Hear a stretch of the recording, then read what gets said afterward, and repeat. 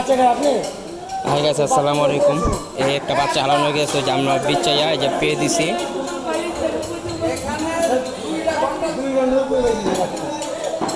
এই বাচ্চা পাইছি, যে বাচ্চাটাকে আমরা তার মার হাতে দিচ্ছি।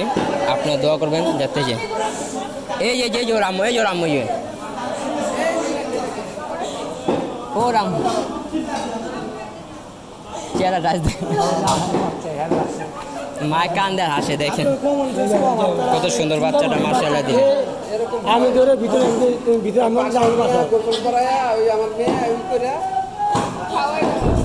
আমি তো মনে করছি আমার বাসায় ভিতরে ঢুকে দিছি। যাক, ওই বড় বেটার উদ্দেশ্যে তো পাইছি। এটা তোমার আম্মু তো? তোমার আম্মু না? তোমার আম্মু না? হ্যাঁ, এই তোমার আম্মু নেই, দেখো এই যে এখানে এই যে বড় ভাইটার ঠিকানা দেওয়াতে আমরা পাইতে খুব বেশি। বড় ভাইয়ের অনেক ধন্যবাদ, ভাইয়ের দোয়া করবেন সবাই। যাক, এই আপুটা রাখছে, আপুটাকে অনেক ধন্যবাদ। হ্যাঁ ভালো, হ্যাঁ যাক আলহামদুলিল্লাহ। এই যে বাচ্চা জুস খাও তুমি?